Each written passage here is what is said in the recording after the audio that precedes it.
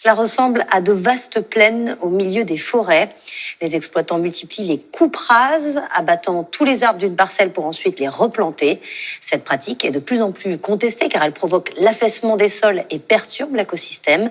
Mais face à la pénurie mondiale de bois, l'objection a peu de poids. Denis Sébastien, Thierry Simonet et notre bureau de Bordeaux.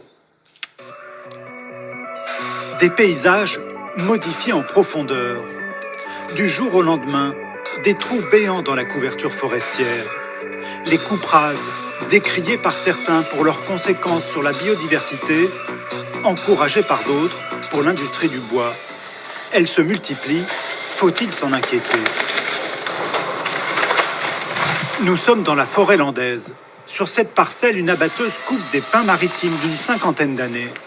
Les exploitants le revendiquent, c'est une forêt cultivée, les pins sont arrivés à maturité, ils vont être remplacés. En fait, l'objectif, c'est de pratiquer à travers ces coupes rases des ouvertures.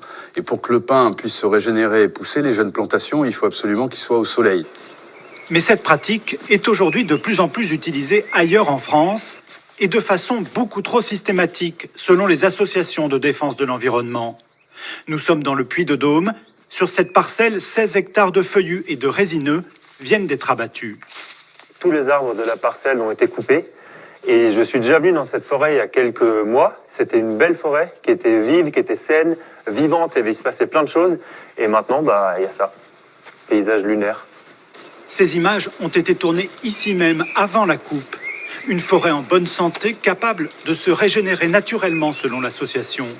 Mais le plan de relance est arrivé avec comme objectif de planter des millions d'arbres en France en aidant les propriétaires. Ici, 60% du coût total a été financé par l'État. On va planter 50 millions d'arbres, ça c'est le chiffre qui est mis en avant.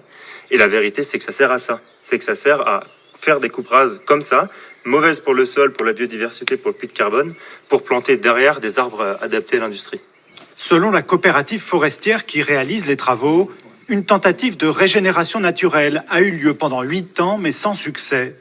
La solution de la coupe rase se serait donc imposée en respectant quelques précautions. On laisse toutes ces branches qui sont ici parce que les branches vont se dégrader petit à petit et en se dégradant, les branches vont apporter des éléments minéraux aux arbres.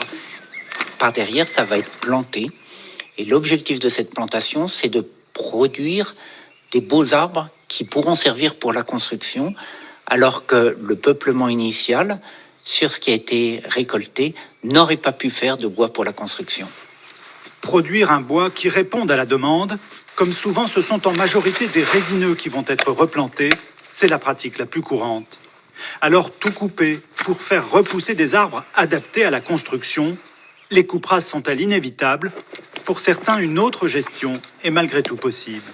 Là, en fait, on voit qu'il y a un petit peu de diversité qui arrive entre des résineux, des feuillus, des bois de différentes tailles. Virginie Monat est conseillère indépendante pour les propriétaires forestiers. Elle privilégie la plupart du temps les coupes sélectives et mise beaucoup sur la régénération naturelle. Moi, je trouve qu'en ce moment, on a trop facilement recours à la coupe rase. C'est un petit peu une solution de facilité quelque part. On a besoin de bois, je ne suis pas en train de dire qu'il ne faut pas couper des bois. Je pense juste que si on était plus nombreux à pratiquer ce genre de sylviculture, on aurait tout autant de volume de bois mobilisé et on n'irait pas à la biodiversité. Au total, le plan de relance prévoit de mobiliser 200 millions d'euros pour la filière bois et pour la forêt.